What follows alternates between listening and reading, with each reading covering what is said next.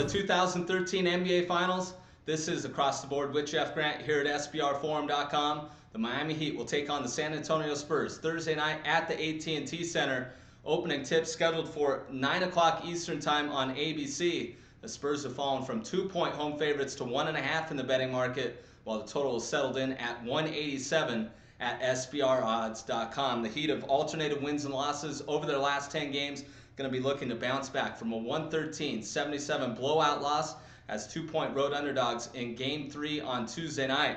The real story is on the defensive end. The Heat have to get back to creating pressure on the perimeter, but they have held opponents to under 100 points in 17 of their last 20 postseason games, and four-time NBA MVP LeBron James is going to have to be more assertive on the offensive end, given the fact that he did not attempt a free throw for the first time since 2009 in the playoffs, and also he had a minus 32 rating while on the floor, his worst mark during his storied NBA career. From a sports betting trend perspective, the Heat 18-6 their last 24 games against the spread following a straight-up loss. The Spurs took a 2-1 series advantage, of course, by winning Game 3. The real story, 16 three-pointers with Danny Green and Gary Neal doing most of the damage beyond the arc, 13 for 19 from three-point range, and point guard Tony Parker left the game in the third quarter. He did return, but he's going to have an MRI Wednesday on a right hamstring.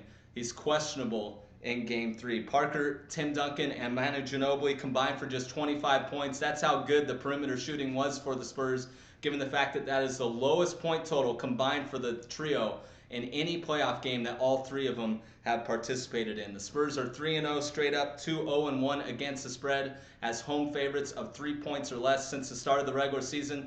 But I'm going to take a first half approach by wagering on this game. Also, with Miami 5-0 straight up after a loss during the 2013 NBA playoffs, outscoring opponents by 21.6 points per game in that situation. And also, shooting guard Dwayne Wade has been much more active in the first half in the series than the second half. He's been virtually a ghost in the final 24 minutes in this series. So I expect the Miami Heat to come out with the necessary energy in the opening 24 minutes and defend the perimeter, which may, in fact, hinder the San Antonio Spurs of what they exactly want to do offensively with Tim Duncan in the paint. So I'm going to go Miami plus a half point against San Antonio in Game 4 of the 2013 NBA Finals.